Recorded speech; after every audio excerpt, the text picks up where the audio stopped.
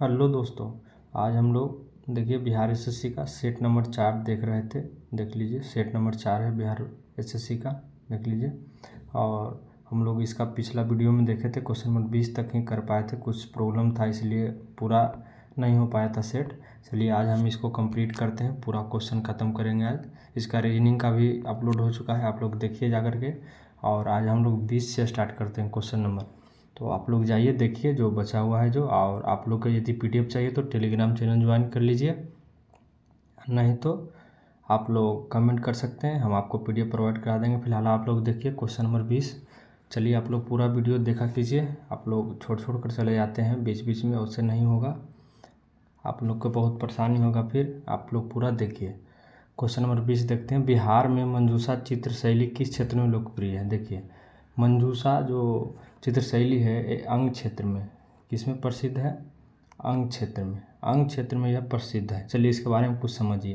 ये जो मंजूषा चित्र शैली है ये अंग प्रदेश में प्रसिद्ध है और इसमें लकड़ी के बनाया जाता है, समझ गए ना। इसमें जो है लकड़ी की बनाई जाती है, लकड़ी की, समझ रहे हैं, लकड़ी की बनाई जाती है। और ये भागलपुर, बिहार के भागलपुर एक ज़िला है, भागलपुर में ये फेमस है, समझ गए हैं, भागलपुर में। और जान लीजिए इसके बारे में, इस शैली में पुरुष और महिला के दाएं पक्ष बनाया जाता है, बस यही इसमें है और इसका कोई खास एग्जाम्पल नहीं है। चलिए देख लेते हैं आगे क्वेश्चन नंबर, थोड़ा सा तेज़ी में करेंगे, पिछला वीडियो लंबा चला गया था। भारत में कभी कभी हरित मंत्रालय कहा जाता है। देखिए हरित मंत्रालय किसे कहा जाएगा, आप लोग खुद सोचिए।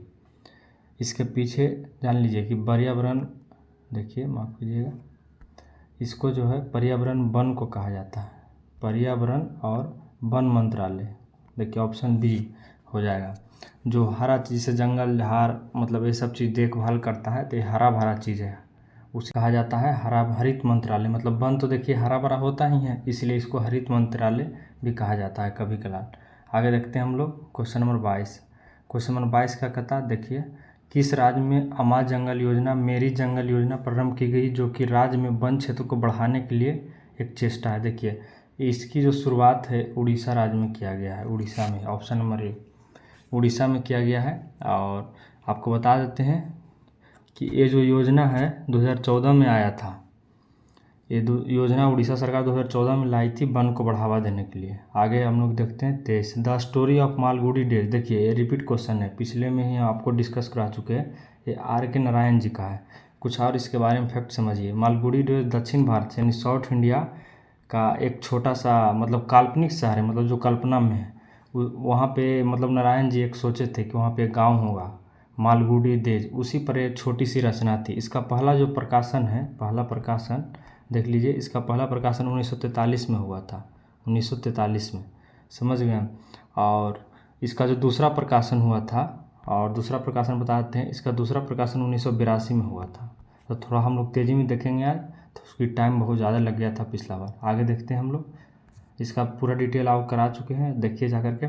खिलाड़ियों को रणजी ट्रॉफी किस खेल में दिया जाता है? तो आपको पता होगा कि रणजी ट्रॉफी जो है क्रिकेट का है। उसी तरह चलिए आप लोग के लिए क्वेश्चन छोड़ देते हैं। फुटबॉल का आपको बताना है कमेंट में, हॉकी का, कबड्डी के लिए कौन कौन है। तो ये क्रिकेट का है, चलिए और इसके बारे में कुछ फैक्ट जानिए। प्रथम रणजी जो ट्रॉफी है वो 1934 में हुआ था, इंग्लिश के समय 1934। और इसका वर्तमान विजेता पूछेगा आपको अभी 2023 का, तो कर्नाटक हो जाएगा। कर्नाटक इसका वर्तमान विजेता है, आप लोग ध्यान रखिएगा, कर्नाटक वर्तमान विजेता है, आप लोग ध्यान से सुनते रहिए। और देखिए इसका नामकरण कैसे हुआ, ये भी कोई पूछ देगा कि रणजी नाम कैसे पड़ा। तो इसका नाम है कुमार श्री रंजीत सिंह के नाम पे रणजी ट्रॉफी रखा गया है। कुमार श्री रंजीत सिंह के नाम पे रखा गया है, तो आप लोग ध्यान रखिएगा। आगे देखते हैं हम लोग, 24 हो गया है, 25 देखते हैं। कहता भारत में यौन उत्पीड़न विरोधी कानून, रोकथाम, निषेध और शिकायत अधिनियम 2013 किसकी रक्षा के लिए लागू किया गया है? तो देखिए मतलब ये जो अधिनियम लाया गया था 2013 में, कार्यस्थल पर महिलाओं, मतलब जो महिलाओं को उत्पीड़न होता था, छेड़खानी ये सब वगैरह, आपको पता होगा कि वही समय में एक निर्भया कांड हुआ था, उस समय बहुत बवाल हुआ था, तो वही समय ये लाया गया था कानून। उस समय तत्कालीन जो प्रधानमंत्री थे मनमोहन सिंह जी, उनके समय में महिला कार्यस्थल पर मतलब छेड़छाड़ ना हो इसके लिए लाया गया था। तो क्वेश्चन नंबर मतलब हो जाएगा 25 का 1। आगे देखते हैं हम लोग क्वेश्चन नंबर 26 का था किस अनुच्छेद आर्टिकल के अंतर्गत जम्मू और कश्मीर को भारतीय संविधान द्वारा विशेष स्थिति प्रदान किया गया है। 26 देखिए लोकप्रिय क्वेश्चन है। ऑप्शन देख लेते हैं हम लोग। देखिए इसका तो आपको पता है 370 सही हो जाएगा, जो कि अब तो निरस्त हो चुका है, जम्मू कश्मीर में है। और आपको पता है कि ये विशेष मामला देता था, मतलब जिसे 370 लगल था तो कुछ कुछ जिसे रक्षा उच्छा छोड़ा करके वो खुद का अपने अनुसार भी कानून बना लेता था, जो कि वहाँ खुद का उसका हाई कोर्ट, उसका खुद का संविधान था जब तक 370 लागू था। लेकिन 2019 में इसको निरस्त कर दिया गया है 370 को। अब ये ऐसा नहीं है, जो इंडिया में कानून है वही वहाँ पे लागू है, जिसे हर राज्य है उसी तरह वो भी राज्य है। अब उसको एक जम्मू कश्मीर एंड लद्दाख में तोड़ दिया गया है।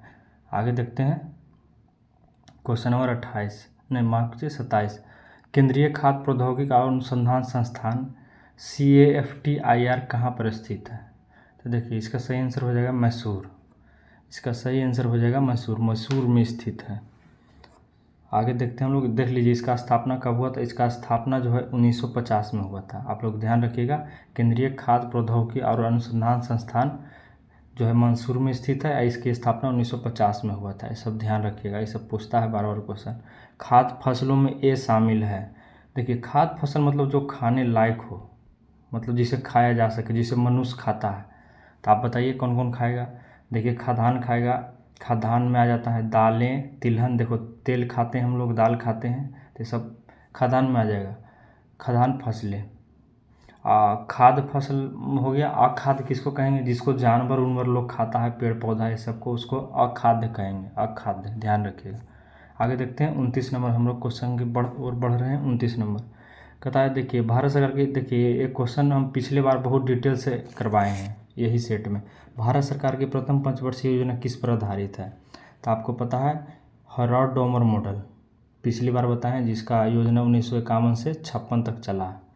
उस समय पंडित जवाहरलाल नेहरू जी प्रधानमंत्री थे, उन्हीं के समय में आया था।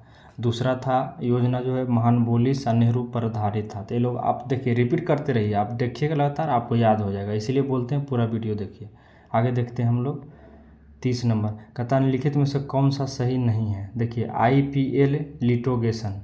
दूसरा कहता है CNG। तो देखिए CNG मतलब कॉम्प्रेस्ड नेचुरल गैस, ये सही है। SIET स्पेशल इन्वेस्टिगेशन टीम, सही है। KYC मतलब नो योर कस्टमर, बैंक में जो मांगा जाता है। देखिए PIL पब्लिक, ये गलत है, यही गलत है। तो आप लोग समझिए कि PIL के मतलब क्या होता है। तो इसका मतलब होता है पब्लिक इंटरेस्ट और लिटिगेशन। पब्लिक इंटरेस्ट लिटिगेशन मतलब जनहित मुकदमा है, जिसे जनहित के लिए लाया गया है। आप इसको इस तरह समझिए। अनुच्छेद 32 समझिए, अनुच्छेद 32 के तहत इसको लाया जाता है जनहित की सुरक्षा के लिए, उनके जो अधिकार है उसकी सुरक्षा के लिए PIL डालता है। यदि आपका मतलब कि हनन हो रहा है, जिसमें कि आपका मूल अधिकार फंडामेंटल राइट का हनन हो रहा है, तो आप PIL डाल सकते हैं कि हमको ये तकलीफ़ है। आप कहाँ कहाँ डालिएगा? आप उच्च न्यायालय या यहाँ पे डाल सकते हैं, उच्चतम न्यायालय में, या फिर ये हाई कोर्ट में भी डाल सकते हैं। आपको जहाँ इच्छा हो डालिए PIL। जनहित के सुरक्षा के लिए ही बनाया गया है PIL अनुच्छेद 32 के अनुसार। 31 देखते हैं हम लोग। जहाँ आपको लगे कि कुछ और सुधार करना चाहिए, आप लोग कमेंट करिए, हम ज़रूर सुधार करेंगे। 31 देखते हैं हम लोग। फिलहाल सूची 1 सूची 2 को मिलान करना है। अब आप लोग देखिए इसको मिलान करना है, बताते हैं आपको 31 का। तो देखिए इसका सही आंसर हो जाएगा 31 का B। कैसे? देखिए डाइने कुक जो है द न्यू बिल्डर्सन, ये मतलब इसका ये पुस्तक है, एक हो गया। दूसरा देखते हैं हम लोग B का 3 होगा। देख लीजिए B कौन है? त्यासी डांगरेम्बा। इसका थोड़ा नाम उटपटांग है, आप लोग देखिए इसका नाम उटपटांग है। B का 3 ये हो जाएगा। और उसके बाद 1 का C हो जाएगा माजा मार्टिंगस्ट। और उसके बाद अगला क्या हो जाएगा? 4 का D। देख लीजिए 4 का D बच गया। अवंती दोषी बर्नट, ये सब याद रखिएगा। ये सब में क्या सलूशन करवाएं, ये सब तो पुस्तक का नाम है, याद रखने लायक है। आगे देखते हैं हम लोग। फिलहाल थोड़ा सा तेज़ी में करेंगे। निम्नलिखित में से कौन सा एक सबसे प्राचीन लौह अयस्क है? बताइए। तो सबसे प्राचीन जो है हेमाटाइट।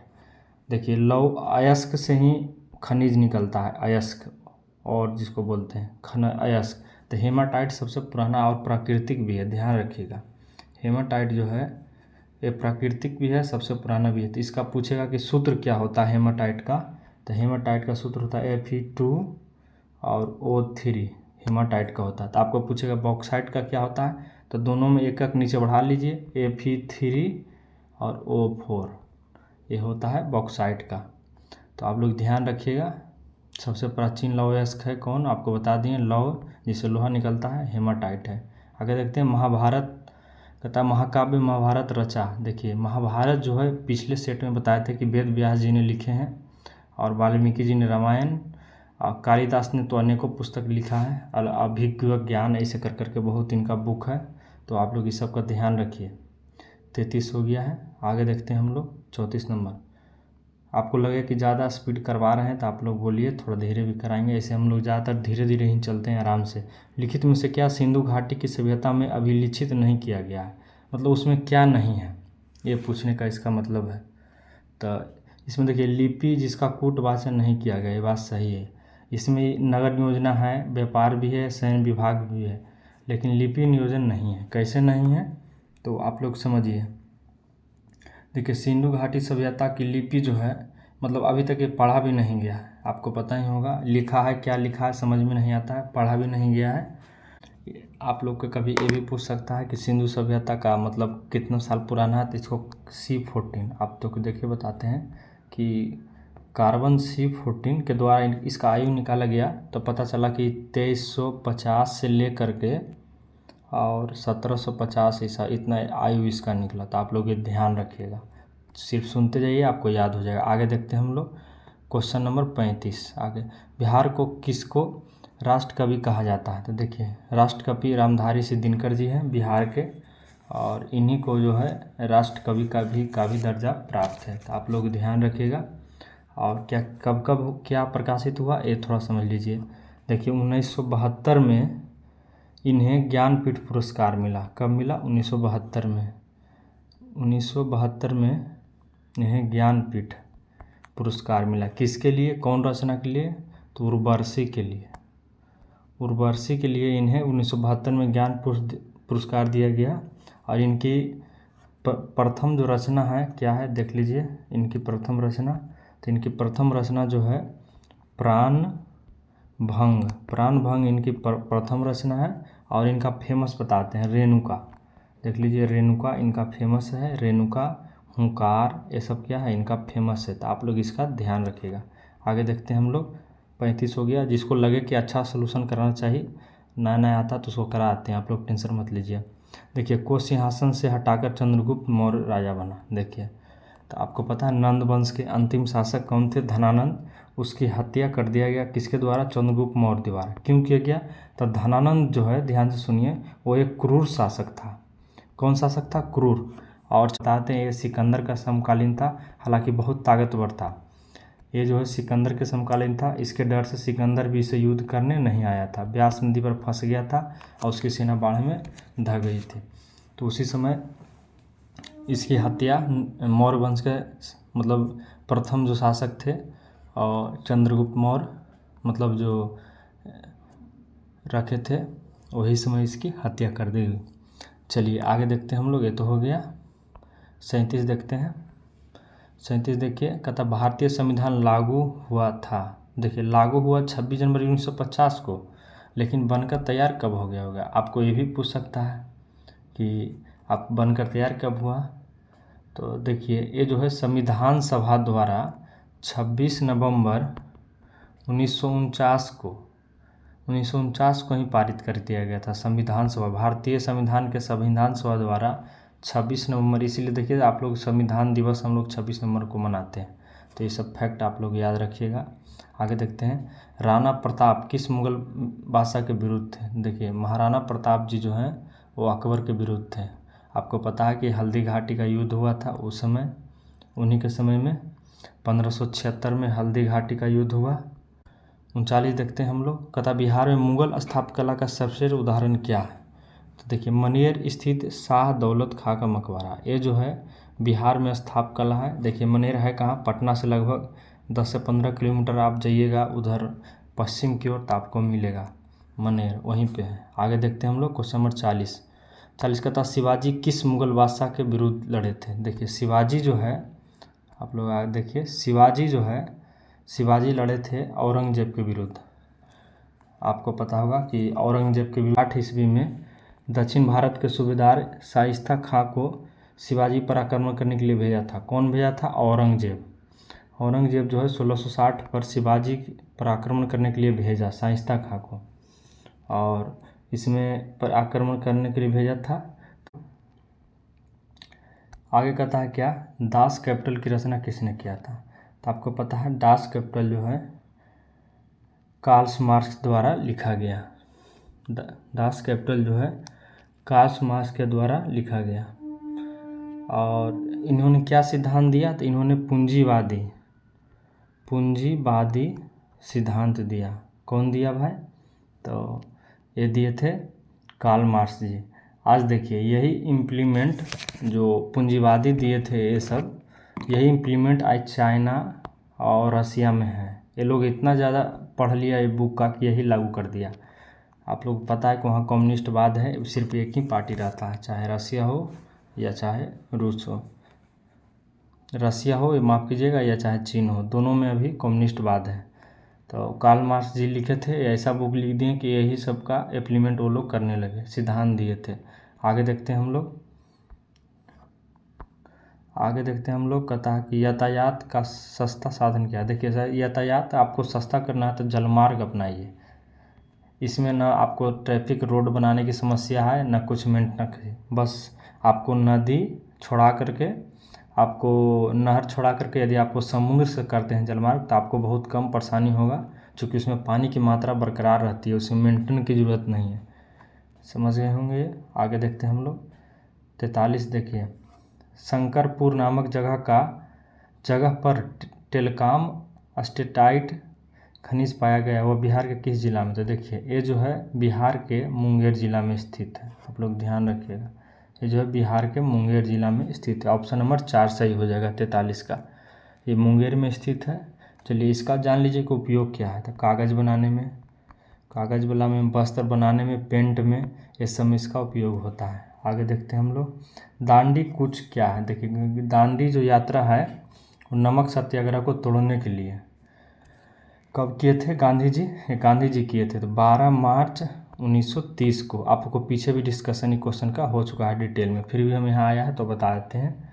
जिसमें वह अपने 79 SC ST समर्थक भी थे, उसमें 79 समर्थकों के साथ साबरमती आश्रम से लगभग 322 किलोमीटर के आसपास वो समुद्र के तट पे गए, दांडी के पास।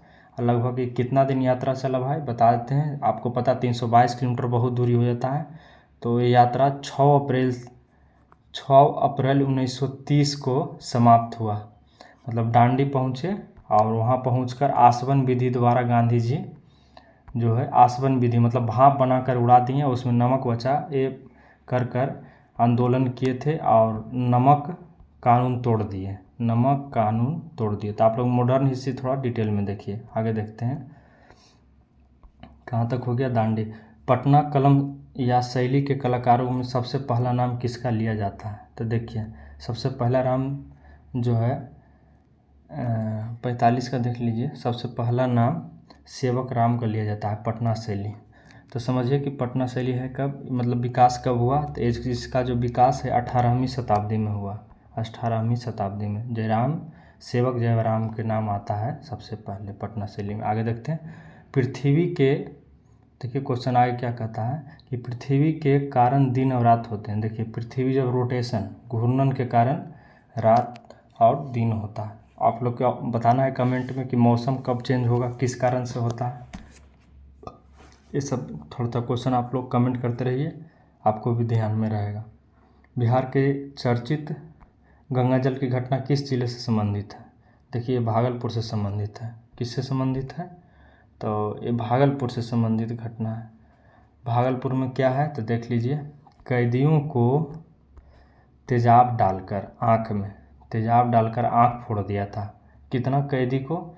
लगभग 33 कैदी को। इसी पर एक शायद गंगा जल अजय देवगन का फिल्म भी बना है, आप लोग नहीं देखे तो देख सकते हैं। और इसमें कैदी को फोड़ दिया था आँख, लगभग कि 33 कैदी को पुलिस ने। चलिए आप लोग आगे देखते हैं। 47 हो गया है। 48 कह रहा मोपला बगावत क्या है? मोपला, तो 48 देख लीजिए, मोपला बगावत क्या है। देखिए मोपला जो है लगभग बताते हैं 1921, लगभग 1921 के आसपास की बात है। मोपला में अगस्त 1930 में मालामार मतलब कि केरल के मालाबार तट के आसपास, मालाबार तट के पर मोपला जो किसान विद्रोह था, क्या था? किसान विद्रोह कब हुआ आपको ध्यान रखना, 19 अगस्त 1921 में। और ये केरल के मालाबार तट के पास एक किसानों का विद्रोह था। विद्रोह क्यों हुआ था आप इसका बात समझिए। जो हिंदी कम्युनिटी के था उसको ज़बरदस्ती मुस्लिम बनाया जा रहा था, इसलिए विद्रोह किया गया था। चलिए जैसा कि सलूशन में बताया गया है, आगे देखते हैं हम लोग। मोपला हो गया, तो हम लोग वास्को डी गामा भारत आया। आपको पता है कि 1498 में केरल के कालीकट, क्या चीज़ है, कालीकट बंदरगाह पर आया, बंदरगाह पर उतरा। और इसका जो मतलब कि कालीकट पर उतरा और कहाँ के था आपको पूछेगा कहाँ के था, तो आपको बताना है कि पुर्तगाली था। कौन था? पुर्तगाली। इसने क्या किया है? तो भारत का समुद्री, ध्यान रखिएगा, भारत का समुद्री मार्ग इन्होंने खोजा। भारत का समुद्री मार्ग, माफ़ कीजिएगा अभी अच्छा से लिखने इस पर नहीं आता, इसलिए आपको गजबिज लग रहा होगा। आप लोग सुनिए सिर्फ, भारत का ये जो है समुद्री मार्ग खोजा था। क्या खोजा था? समुद्री मार्ग। क्वेश्चन वीडियो लंबी नहीं जाए इसलिए थोड़ा तेज़ी में करा रहे हैं। आगे देखते हैं हम लोग। तथा बिहार राज्य के पटना जिले में राष्ट्रीय ताप विद्युत मतलब कि एनटीपीसी स्थापित है, वो कहाँ है? देखिए बाढ़ में स्थित है। बाढ़, हम लोग ये इसके आसपास रहते भी हैं। बाढ़ में स्थित है एनटीपीसी। इसका शायद 2 यूनिट स्टार्ट भी हो गया है, आप लोग ध्यान रखिएगा। आगे देखते हैं। 50 हो गया है। अब हम लोग 51 से देखिए, यहाँ से साइंस स्टार्ट हो जाता है, तो यहाँ से थोड़ा सा आप लोग को टाइम लगेगा, सोल्यूशन कराएंगे। तो आगे देखिए, चूँकि इसका फुल डिस्कशन देंगे हम लोग। आगे देखते हैं क्वेश्चन नंबर 51। प्रकाश के विद्युत चुम्बकीय स्वरूप की खोज किसने किया था? देखिए विद्युत चुम्बकीय के स्वरूप की खोज मैक्सवेल ने किया था। किसने किया था? मैक्सवेल। इन्होंने क्या खोजा और थोड़ा सा हम लोग इसके बारे में भी किया। मैक्सवेल का क्यों किया, कैसे किया, आप समझिए। देखिए जेम्स क्लार्क जो है, जो इसका फुल फॉर्म नाम बताते हैं, जेम्स क्लार्क मैक्सवेल है। और इन्होंने 1865 में, ध्यान रखिए, 1835 में विद्युत चुम्बकीय सिद्धांत दिया। कौन सिद्धांत? विद्युत चुम्बकीय सिद्धांत दिया। शॉर्टकट में लिखेंगे कि विद्युत चुम्बकीय सिद्धांत दिया। आगे समझते हैं। जिसमें इन्होंने मतलब यही खोज के कारण हम लोग आज रेडियो टीवी को देख पाते हैं, मतलब कि विद्युत चुम्बकीय खोज के कारण। ये जो है आपको बताते हैं कि ये जो विद्युत चुम्बकीय है, इसी के कारण हम लोग टीवी उवी देख पाते हैं। और इन्होंने बताया, इसने क्या बताया था कि प्रकाश विद्युत चुम्बकीय तरंग, और मतलब जो प्रकाश विद्युत चुम्बकीय तरंग है, इसको चलने के लिए कोई माध्यम की, मतलब जिसे होता है ना रेयर डेंसर, सघन, विरल, या मतलब प्रकाश कुछ में भी गमन कर सकता है, कोई माध्यम की जरूरत नहीं है। ये बात बताया था। यह न्यूटन के बाद इस सिद्धांत को देने वाले दूसरे व्यक्ति बन गए थे, मतलब इस क्षेत्र में। तो आप लोग इसका ध्यान रखिएगा। ये जो बताए थे कि ये मतलब कि विद्युत चुम्बकीय जो स्वरूप है प्रकाश का, और मैक्सवेल ने खोजा था, और बताए थे कि इसको चलने के लिए किसी माध्यम की ज़रूरत नहीं है, इन्हें बताया था। इसी के आधार पे रेडियो और टीवी का आविष्कार हुआ, फिर सिग्नल मिला तो चलने लगा। चलिए आज हम लोग इसी का उपयोग करते हैं। फिलहाल हम लोग आगे देखते हैं। 52 कहता किसी पदार्थ का फोटोग्राफ लेने के लिए अपेक्षित उद्भासन काल किस पर निर्भर करता है? देख लीजिए, इसका सही जवाब होगा पदार्थ की चमक पर। यदि आप फोटोग्राफ लेना चाहते हैं तो बिना प्रकाश के, जिसे चमक है उसके बिना आप नहीं ले सकते। जिसे उसके अंदर एक शटर रहता है, तो शटर के गति उसी को कहते हैं उद्भासन। शटर के जो गति होता है उसी को उद्भासन हम लोग बोलते हैं। तो जब खुलेगा तो बिना आपको चमक के फ़ोटो नहीं खिंचाएगा, आप लोग ध्यान रखिए बात का। हो गया क्वेश्चन नंबर कितना? 52। आगे देखते हैं हम लोग क्वेश्चन नंबर 53। थोड़ा तेज़ी में देखते हैं। लिखित में से क्या न्यूटन के रंग चक्रिका परीक्षण की कार्य प्रणाली के लिए उत्तरदायी है? चलिए बताइए, न्यूटन से जो 7 रंग का सिद्धांत दिए थे उसी के आधार पे क्वेश्चन है, आप लोग इसको समझिए। तो इसका हो जाएगा दृष्टि के अस्थायित्व, 53 के हो जाएगा 3 दृष्टि के स्थायित्व। ये जो अपना न्यूटन जो डिस्क बताए थे कि 7 अलग अलग रंग है और ये कैसे कैसे काम करता है माध्यम में, ये बताए थे। चलिए इसका आगे देखते हैं। इसी सिद्धांत को दृष्टि का अस्थायित्व का सिद्धांत कहा जाता है। चलिए आगे देखते हैं हम लोग 54। आकाश का रंग नीला किसके कारण दिखाई देता है। देखिए नीला जो है प्रकीर्णन, प्रकीर्णन का मतलब समझिए, मतलब होता है छितरा जाना। प्रकीर्णन का मतलब ही होता है, क्या होता है, छितरा जाना। तो देखिए इसका थोड़ा सा आप लोग डिटेल में सॉल्यूशन समझिए। जब सूर्य का जो प्रकाश है वायुमंडल में प्रवेश करता है तो वहाँ के जो कण और गैस है, देखिए वहाँ के जो अवेलेबल कण और गैस है उससे जब ये टकराता है तो ये चारों ओर बिखर जाता है। क्या होता है, चारों ओर बिखर जाता है, मतलब छितरा जाता है, जहाँ तहाँ बिखर जाता है, छितरा जाता है। और सबसे ज़्यादा कौन बिखरता है, तो आप लोग हैं मतलब कि 7 रंग देखेंगे, लाल करके सबसे ऊपर रहता है, सबसे नीचे बैगनी। तो देखिए लाल जो है सबसे कम बिखरता है और सबसे ज़्यादा बैगनी बिखर जाता है। बैगनी, आसमानी हो गया, बैगनी और नीला, ये तीनों ज़्यादा बिखर जाता है। यही बिखरने के कारण लाल रंग देखिए सबसे कम बिखरता है, जिस कारण देखिए आकाश का नल नीला दिखने लगता है। इसी को हम लोग रेले प्रकीर्णन भी कहा जाता है। क्या कहते हैं हम लोग, इसी को रेले प्रकीर्णन, इसी को हम लोग रेले प्रकीर्णन भी कहते हैं।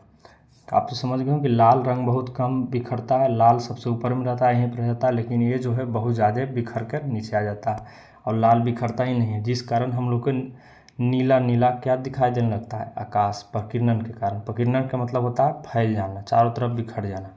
आप लोग समझ गए, उम्मीद है। कहता फोटोन किसकी मूलभूत यूनिट या मात्रक है। फोटोन, देखिए फोटोन जो है प्रकाश के लिए उपयोग होता है, किसके लिए, प्रकाश के लिए। फोटोन प्रकाश और अन्य विद्युत चुम्बकीय विकिरण का मूल कण है। किसका कण है, पदार्थ, विद्युत चुम्बकीय और प्रकाश का मूल कण है, कौन है, फोटोन है। आप लोग ये सब चीज़ समझिए। 55 हो गया। तो हम लोग देखते हैं 56, क्वेश्चन नंबर 56। थोड़ा तेज़ी में देखते हैं, ज़्यादा टाइम लग जाता है, पिछला वीडियो में बहुत टाइम लग गया था। प्रकाश बिखराव किस में होता है, देखिए कोलाइडिक घोल में। किस में होता है, कोलाइडिक घोल में। 56 का एक कैसे, देखिए क्वालिटी चिपचिपा टाइप का होता है, जिसे आप जब आटा गूंदते होंगे, सानते होंगे तो थोड़ा उसमें जब हल्का पानी मिलाते हैं चिपचिपा टाइप का हो जाता है, उससे आप प्रकाश टकराइएगा तो वो छितरा जाता है, कोलाइडिविलियन। आप समझिएगा इसको सही से, तो उसी को आधार पे एक आपको मोटा मोटी हम एग्जांपल दे दिए हैं, आपसे इस तरह से समझिए। आगे देखते हैं हम लोग, ये हो गया 56 का। ये सब क्वेश्चन थोड़ा याद रखने वाला है। आगे देखते हैं हम लोग। कहता एक्स किरणें के तरंगदैर्घ्य को मापने के कौन से उपकरण का प्रयोग किया जाता है, एक्स किरणों को। तो एक्स किरणों को हम लोग कैसे मापते हैं, समझिए इसको। ब्रैग स्पेक्ट्रो, देख लीजिए ध्यान से, ब्रैग स्पेक्ट्रोमापी। और इसका एक दूसरा नाम भी होता है, आपको बता देते हैं। ब्रैग स्पेक्ट्रोमीटर का दूसरा नाम एक्सरे स्पेक्ट्रोमीटर होता है, एक्सरे स्पेक्ट्रोमीटर के नाम से भी जाना जाता है। उसी से तरंगदैर्घ्य को मापा जाता है। तो आप लोग इसको समझ गए होंगे। 57 को 58 देखते हैं हम लोग थोड़ा सा तेज़ी में। कहता कपड़ों पर जंग के दाग किसके द्वारा हटाए जा सकते हैं। देखिए कपड़े पर जो दाग लग जाता है ऑक्जेलिक अम्ल द्वारा आप हटा सकते हैं उसको। किसके द्वारा, तो ऑक्जेलिक अम्ल द्वारा, जिसको ऑक्जेलिक एसिड इंग्लिश में कहते हैं, ऑक्जेलिक अम्ल द्वारा भी हटाया जा सकता है। देखिए अम्ल को ही एसिड कहा जाता है, आपको तो इतना तो पता ही होगा। 58 हो गया। क्वेश्चन नंबर 59 देखते हैं हम लोग। थोड़ा सा तेज़ी में आज हो रहा है, क्योंकि देखिए पिछला वीडियो बहुत लंबी खिंच गया था, जिस कारण पूरा अपलोड नहीं हो पाया था। तो आप लोग देखिए 59 कहता डेटोल में मौजूद प्रतिरोधी यौगिक कौन है। तो ये जो इसमें अवेलेबल है एल्डोरोक्सिलेनोल मौजूद होता है। थोड़ा सा इसका लंबा नाम है, ध्यान से देखिएगा।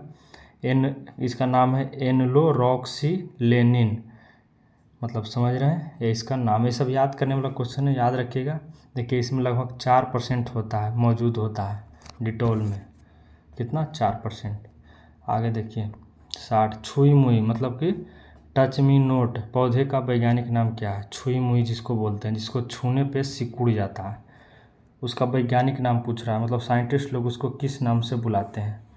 तो इसका नाम है मीमोसा पुडिका। ऑप्शन नंबर 4 ध्यान रखिएगा, मीमोसा पुडिका। इसको छूने पर सिकुड़ जाता है। 60 हो गया है। आगे देखते हैं हम लोग 61। कहता सिलिकॉन किसका पॉलीमर है? सिलिकॉन, आपको पता है सिलिकॉन बहुत चीज़ में यूज होता है। देखिए वो जो रहता है मतलब जिससे डायरेक्ट लाइट जलता है, नाम भुतला रहे हैं उसका, सिलिकॉन का। इसमें बैटरी का में भी यूज होता है, छोटा छोटा डिवाइस में भी यूज होता है, ये सब में होता है। तो आप लोग ध्यान रखिएगा इसका जो सही जवाब हो जाएगा क्वेश्चन 61 का, इसका देखिए नाम बहुत लंबा है थोड़ा सा, ये होगा डाई एल्कोहल डाइलोसिलेन। 61 का देख लीजिए, 61 का 3 होगा डाई एल्किन डायरोसिलेन। सिलिकॉन का किसका पॉलीमर है? तो ध्यान रखिएगा इसका है। चलिए 32 हो गया, मतलब 32 मिनट हो गया, माफ़ कीजिएगा। 61 नंबर क्वेश्चन हो गया। 62 देखते हैं हम लोग। 62 देखते हैं, निम्न में से विषम चक्रीय यौगिक का उदाहरण है। विषम चक्रीय कौन यौगिक है भाई? तो फ्लोरोन है, फ्लोरोन। बेंजीन नहीं है, बेंजीन देखिए C6H6 होता है, ये नहीं है। लेकिन उसका कौन विषम चक्रीय है? देखिए सब केमिस्ट्री का क्वेश्चन है, आप लोग थोड़ा ध्यान से पढ़िएगा तो समझ में आएगा, नहीं तो ये आपको ऊपर ऊपर निकल जाएगा। फिर भी हम लोग बहुत कोशिश करते हैं समझाने का, तो आप लोग पढ़े रहिएगा तभी समझ में आएगा। फ्लोरोन का ये सब थोड़ा याद करने वाला क्वेश्चन है, आप लोग इसको याद रखिए, कोशिश करिए, सुनते रहिए, आपको याद हो जाएगा। तो 62 का हो जाएगा फ्लोरोन। देखते हैं हम लोग क्वेश्चन नंबर 63 का तार निम्नलिखित में से कौन सी ग्रेफाइट की संरचना है? देखिए ग्रेफाइट की संरचना जो है षष्ठकोणिक है, मात्र एक धातु जो मतलब धातु की तरह काम करता है ग्रेफाइट। देखिए इसके अंदर से अब बिजली नहीं पार होता है, ग्रेफाइट के अंदर से, समझ गए ना। एक कुचालक होता है विद्युत का, क्या होता है? कुचालक। आगे देखते हैं हम लोग 64। लिखित में से क्या रक्त के जमाव थक्क बनाने के लिए आवश्यक है? देखिए रक्त बिंबाणु, आप लोग तो नया नया सुन गए होंगे, रक्त बिंबाणु क्या होता है, तो आप लोग बताते हैं डिटेल में, समझिए इसको। रक्त बिंबाणु को ही रुधिर पट्टिकाएँ कहते हैं। रक्त बिंबाणु जो है इसको क्या कहते हैं? रुधिर पट्टिकाएँ, इसको और क्या बोलते हैं? रुधिर पट्टिकाएँ। ध्यान से आओ देखते बढ़िया से, रुधिर पट्टिकाएँ, रुधिर पट्टिकाएँ हो गया। और क्या इसका नाम है? और इसका ब्लड प्लेटलेट्स बोल सकते हैं, ब्लड। अब आगे देखते हैं हम लोग, ब्लड प्लेटलेट्स, इसी का सब नाम बता रहे हैं, ब्लड प्लेटलेट्स। और क्या नाम है? थ्रोम्बोसाइट। आप लोग ये जानते होंगे कि जवाब में आता है थ्रोम्बोसाइट, ये नाम फेमस है इसका। लेकिन देखिए हिंदी में कुछ और पूछ दिया, यदि आपको इंग्लिश देता तो आप बना देते। तो सब ध्यान रखिएगा, क्या नाम है? थ्रोम्बोसाइट, थ्रोम्बोसाइट, ये सब आप लोग ध्यान रखिए। चलिए आगे देखते हैं हम लोग। ये सब क्वेश्चन ये क्या काम करता है? जैसे आपका कट गया है, कहूँ पे ब्लड से मतलब चमड़ा से खून निकल रहा था, आकर मतलब कि यहाँ पे जीवित हो जाता है और ये ब्लड को क्या करता है? जमा देता है, समझ गए। जब ये कटेगा तभी ये निकलता है, नहीं तो अंदर में जमा देगा तो मतलब मृत्यु हो जाएगा। ये जब कटा फटा आता है तभी ये जमाता है। आगे देखते हैं 65 में। देखिए कहता है कि लिखित में से वस्तु पृथ्वी से चंद्रमा पर स्थानांतरित किया जाता है। जब कोई वस्तु पृथ्वी से चंद्रमा पर स्थानांतरित किया जाता है तो क्या होता है? तो कोई वस्तु है, आप जो उसको पृथ्वी से चंद्रमा पर भेज रहे हैं, तो देखिए इसका द्रव्यमान नहीं बदलता है, भार बदलते रहता है लेकिन द्रव्यमान जो है वो नहीं बदलता है, आप लोग इसका ध्यान रखिएगा।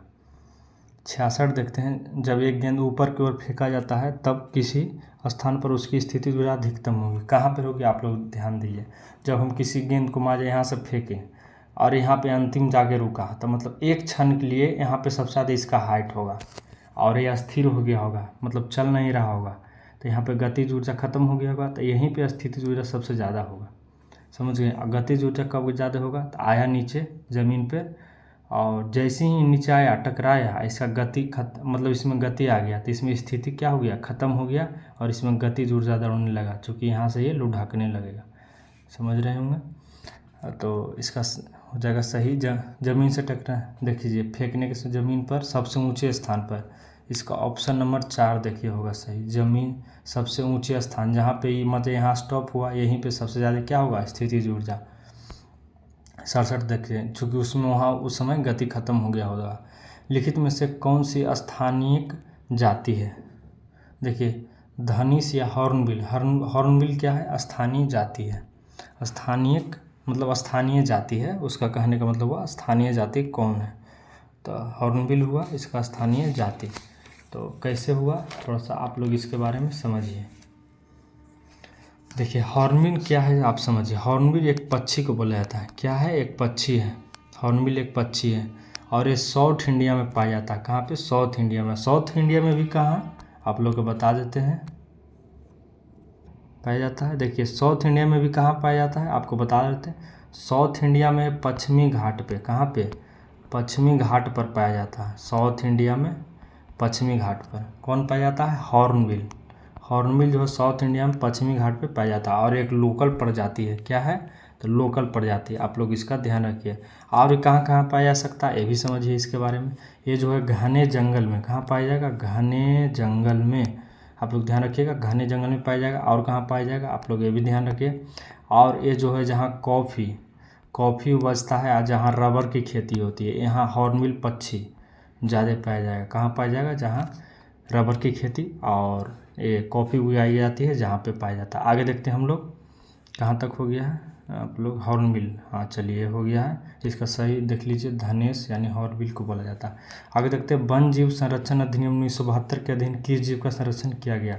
देखिए, इसमें जो है शाही का संरक्षण किया गया है। इसके अंतर्गत थोड़ा सा समझिए इसके बारे में क्या है। शाही जो है लुप्त प्रजाति की एक परियोजना भारत सरकार द्वारा लाई गई थी। किसके द्वारा? किस लिए भाई? जो लुप्त हो रहा है उसके लिए। यह कब लाया गया था? 1972 में, वहाँ पर ऊपर लिखा हुआ भी है। हाँ, और इसके अधिनियम के अंतर्गत देखिए क्या क्या इसके अंतर्गत संरक्षण किया जाएगा। तो बंगाल शाही एक है प्रजाति वहाँ पे, बंगाल शाही। और क्या होगा? हिमालय कालगी। देखिए, एक और है हिमालय, देख लीजिए बढ़िया से थोड़ा।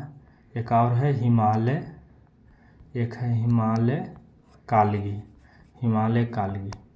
इसके द्वारा ये भी मतलब ये दोनों का संरक्षण करना है, ये प्रमुख है। हिमालय कालगी और ये सिंह क्या है? शाही माफ़ कीजिएगा, शाही जो है अधिनियम आया था उस समय का, शाही देख लीजिए, शाही अधिनियम। इसको जीव को मतलब सुरक्षित करना है क्योंकि वो लुप्त हो रहा है। क्या हो रहा है? लुप्त। तो आप लोग ये सब ध्यान रखिए। क्वेश्चन नंबर आगे देखते हैं 69। हम लोग अंतिम की ओर बढ़ रहे हैं। 75 लास्ट क्वेश्चन है। देखिए, वर्गीकरण विज्ञान किसे से संबंधित है? वर्गीकरण से है। देखिए, इसमें वर्गीकरण किया जाता है कि पेड़ पौधों के लिए अलग से पढ़ना है। जूलॉजी बॉटनी से बांटा जाता है भाग में, जिसमें स्तनधारियों को अलग पढ़ना है, वनस्पति विज्ञान को अलग, उसी को वर्गीकरण बोला जाता है। वर्गीकरण विज्ञान किससे संबंधित है? तो इसका समझ गए होंगे, जीवों का वर्गीकरण इसके अंतर्गत किया जाता है। क्वेश्चन 69 हो गया। 70 देख लीजिए। 70 क्या कहता देखिए, कहता लिखित में से कौन सा पादप रंजक लाल एवं सुदूर लाल प्रकाश क्षेत्र में अवशोषित हो जाता है? तो इसका सही जवाब देख लीजिए, 70 का हो जाएगा फाइटोक्रोम जो है ये लाल प्रकाश क्षेत्र में अवशोषित हो जाता है। क्या होता है? अवशोषित। इसके बारे में समझिए आखिर ये है क्या। तो देखिए, यह जो है पौधों में प्रकाश का पता लगाता है। कहाँ पाया जाता है? पौधों में। और ये प्रकाश कहाँ पे है? पौधों में, यही पता लगाता है। ये बहुत काम की चीज़ है पौधों के लिए। और यह देखिए, ये जो है दृश्य स्पेक्ट्रम के मुख से लाल रंग और दूर तक के क्षेत्र, मतलब जो लाल रंग का दूर का जो क्षेत्र है स्पेक्ट्रम से, इसका भी पता लगा लेता है। और ये क्या करता है? और ये बीज को अंकुरित करता है, मतलब जो जन्मता है अंकुरित अनाज को, बीज को क्या करता है? अंकुरित करने में मदद करता है। क्या करता है? मदद करता है। कौन? तो फाइटोक्रोम। ये क्या मतलब पेड़ में जो है प्रकाश की खोज करके लाता है, यही फाइटोक्रोम। आगे देखते हैं हम लोग 71 कहता है दोनों का मिलान कीजिए। तो इसका देखिए, आप लोग को मिलान हम करवा देते हैं। 71 के 2 हो जाएगा, आप लोग देख लीजिए। 1 का 2, देखिए 1 का 2 हो जाएगा। तपेदिक जो है बैक्टीरिया से होता है। फंगस से क्या होगा देख लीजिए। बी का 4 फंगस होगा तो आपको दांत खाज खुजली हो जाएगी। इसी तरह आप लोग मिला लीजिएगा, ऐसे हम बोल देते हैं। आप सी के 1 हो जाएगा। देखिए, प्रोटोजोआ के से काला जर होता है। समझ गए। इन्फ्लुएंजा से वायरस से इन्फ्लुएंजा होता है, डी का 3, यही हो जाएगा। चलिए ये लोग तो याद करे की चीज़ है, ये सब चीज़ आप लोग याद रखिए। आगे देखते हैं हम लोग क्वेश्चन नंबर 72। क्षुद्र ग्रह एस्टेरॉयड सूर्य के चारों ओर किसके बीच लगा था। देखिए क्षुद्र ग्रह जो है ग्रह के टूटा हुआ ही भाग ही होता है, ऐसे समझिए। देखिए यहाँ पे हो जाएगा मंगल और यहाँ पे हो जाएगा बृहस्पति, ये दोनों के बीच में क्षुद्र ग्रह जिसको कि एस्टेरॉयड भी बोला जाता है, एस्ट्रो इंग्लिश में। देखिए ऐसे बताए थे। देखिए माजा की ये है बृहस्पति, ये है मंगल। देखिए ये मंगल हो गया, ये हो गया बृहस्पति, इसके बीच में क्षुद्र ग्रह एस्टेरॉयड पाया जाता है, ये वाला बीच वाला। चलिए आगे देखते हैं हम लोग किसके बीच में, तो मंगल और बृहस्पति के बीच में। ऑप्शन 2 सही हो जाएगा 72 का। चलिए हम लोग 73 देखते हैं, थोड़ा सा तेजी में खींचे हैं। तेजी में कहता मानव शरीर में सबसे लंबी कोशिका है। देखिए मानव शरीर में जो है सबसे लंबी कोशिका तंत्रिका कोशिका, जो ब्रेन वाला है, क्या है, तंत्रिका कोशिका सबसे लंबी कोशिका है। कौन है, तंत्रिका कोशिका। आगे हम लोग और देखते हैं, इसके बारे में थोड़ा सा हम लोग फैक्ट समझते हैं। आप बताइए कि मानव शरीर की सबसे बड़ी कोशिका व्यास के दृष्टि से, जिसका व्यास सबसे बड़ा, अंडाणु। ये व्यास की दृष्टि से सबसे बड़ी कोशिका अंडाणु कोशिका है। कौन है, जिसको और क्या बोलते हैं, डिम्बाणुजन, डिम्बाणुजन भी बोलते हैं इसी को। इसका जो व्यास है लगभग 1 किलोमीटर के आसपास है, और इसे या दूसरी भाषा में बोलें तो 1000 माइक्रोमीटर, 1000 माइक्रोमीटर। समझ गए होंगे आप लोग। मानव शरीर की सबसे लंबी कोशिका तो समझ लीजिए तंत्रिका कोशिका। आगे देखते हैं हम लोग 74 कहता है रेडियो संचार में प्रेषण एंटेना द्वारा उत्सर्जित संकेत प्रतिबिंब होते हैं। देखिए रेडियो संचार में मतलब जिसे आप जो टीवी देख रहे हैं ये सब, या रेडियो वाला जो भेजा था, रेडियो वाला सबसे दूर तक जाता है। तो देखिए ये जो है आयन मंडल तक चला जाता है। कहाँ तक चला जाता है, ये जो आयन मंडल तक चला जाता है। 74 का ऑप्शन 3 सही हो जाएगा। कैसे समझिए, देखिए सबसे नीचे होता है क्षोभ मंडल, क्या होता है, क्षोभ मंडल। और उसके बाद देखिए क्षोभ मंडल, सप्ताप मंडल, उसके बाद मध्य मंडल, उसके बाद आयन मंडल, उसके बाद बरही मंडल सबसे बाहर। तो यहीं तक पहुंचता है आयन मंडल तक। इसके बाद जो है रेडियो तरंग लौट जाती है, इसके बाद वहाँ पे सिग्नल काम नहीं करेगा। आपको बताना है एरोप्लेन कहाँ उड़ता है। एरोप्लेन जो है स्टार्टिंग में क्षोभ मंडल में ज़रूर रहता है, लेकिन जब वो स्पीड पकड़ लेता है तो सप्ताप मंडल में चला जाता है, क्योंकि वहाँ पे टर्बुलेंस बहुत कम होता है, हवा नहीं है, इस कारण से। आगे देखते हैं 75 कहता किसी भी विस्तृत पर्ण स्प्रेडशीट में प्रथम कोष्ठक का पता होता है। तो देखिए A1 हो जाएगा, इसको याद रखिएगा, A1 हो जाएगा 75 का। इसमें तो कुछ खास बताने वाला नहीं है, ये हरे स्प्रेडशीट होता है, समझ गए ना। तो इसमें कोई खास बताने का चीज़ नहीं है। इसमें A1 याद रखिएगा कि किसी भी विस्तृत पर्ण में प्रथम कोष्ठिका का पता लगता है, कहाँ से, A1 से। तो आप लोग देखिए ये सेट पूरा हम समाप्त कर दिए हैं। ये थोड़ा सा टाइम कम लगा है, 40 से 45 मिनट में। थोड़ा सा कोशिश किए कि तेज़ी में खींचे, ताकि आप लोग को भी थोड़ा अच्छा लगे पढ़ने में। नहीं तो ज़्यादा लंबी वीडियो हो जाती है तो आप लोग को खुद पढ़ने में मन नहीं लगता है। तो कम समय में जितना अच्छा कंटेंट दे दे वो बढ़िया है। देखिए आगे है मैथ का क्वेश्चन। यदि आप लोग कमेंट करिएगा, जिसका तो रीजनिंग करा दिए हैं, तो आप मैथ का भी हम करा देंगे। आप लोग कमेंट नहीं करते हैं इसलिए नहीं करवा रहे हैं। आप लोग कमेंट करिए, कमेंट करिएगा तो ज़रूर करवा देंगे। देखिए हम लोग का सेट नंबर 4 पूर्णतः समाप्त हुआ। देख लीजिए सेट नंबर 4 हम लोग का पूर्णतः समाप्त हुआ। चलिए अब आगे मिलते हैं सेट नंबर 5 में। तब तक के लिए धन्यवाद। और नया आए हैं तो चैनल पर जरूर जुड़े और भाई को थोड़ा सपोर्ट करिए। चलिए जय हिंद, धन्यवाद।